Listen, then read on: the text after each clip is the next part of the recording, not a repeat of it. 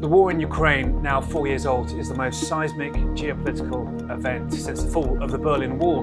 But 4 maps tell you also how it's changed America's future wars forever.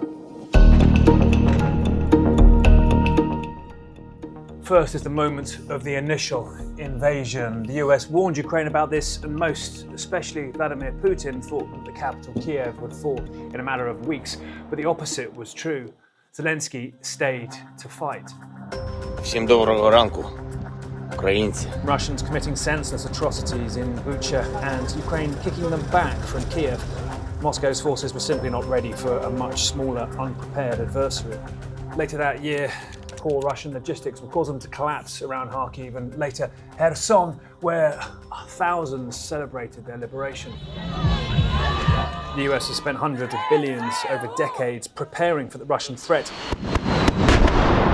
Yes, they still have a nuclear arsenal, but Russia's immediate failure showed that it can irritate but not intimidate the United States, and the devastating strategic failure here is one of the key lessons of the war still, that the Kremlin's military proved here a paper tiger. Flush with success, lazy choices ensued, and really Ukraine lost its main chance to defeat the Russian invasion. They planned with their allies a counter-offensive to break Russia's land corridor down to occupied Crimea. They begged NATO for weapons, tanks, armoured vehicles, jets. US President Biden was always reluctant to send better arms, but agreed in almost all cases. The delay, though, deeply damaging to Ukraine's battle plans. President Zelensky was persuaded to also strike, though, at the eastern city of Bakhmut, diluting the power of the offensive in the south. The push also started very late in the summer. Now, the US and NATO, preferring really half measures and kind of gleeful of how Russia had proven so far, failed to commit, and that came at a huge cost to Ukrainian manpower.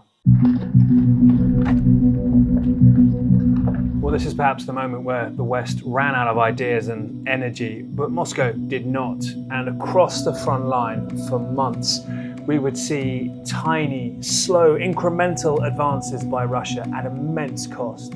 Thousands dying over modest towns that ended up leveled. Avdiivka, for instance, little strategic value, but a symbol that Moscow would simply not stop. Western policy kind of ran out of ideas. They had to hope Ukraine could keep going and realised they barely had enough for themselves, let alone to spare for Ukraine. But Russia knew it had the people and the oil money to push ahead, and European NATO began to see the threat of sabotage and of wider war if Moscow won. Glimmers of hope came when an undermanned Ukraine turned to small, remotely piloted drones to hit Russian targets and mounted a daredevil and costly raid into Russia's Kursk region, humiliating the Kremlin's sovereignty for sure, a rare and needed win. Now, seeing this, the US and its European allies noted the scale, the reserves brought to the front line by Russia, still a major threat to them, and Europe in particular realised it had to rebuild urgently its own militaries. Now, many thought 2025 would be the year that Ukraine did not survive. There were fears of a huge Russian summer push to take all of the Donbass, and early on, the Trump administration proved they were far from reliable, if not actually an obstacle. You're in no position to dictate what we're going to feel. The presidents seesawing in their relationship, while Trump was keen on peace with Putin at any cost, it seemed. But an ugly summer did not end in disaster, and Putin took one town that he coveted, chewed off a bit of another, and had an unexpected win in the south. The reason, for the most part, Ukrainian ingenuity. Drones had taken off where Ukraine simply couldn't find enough troops to fight. Banks of operators in basements, robots delivering resupply or rescue bikes. Russian bombers hit by hidden drones deep in Siberia. Russian losses mounted, a staggering 35,000 dead and injured in December alone. Just unsustainable. This conflict became the crucible of learning. for the Pentagon, leaving a lot of its modern arsenal obsolete.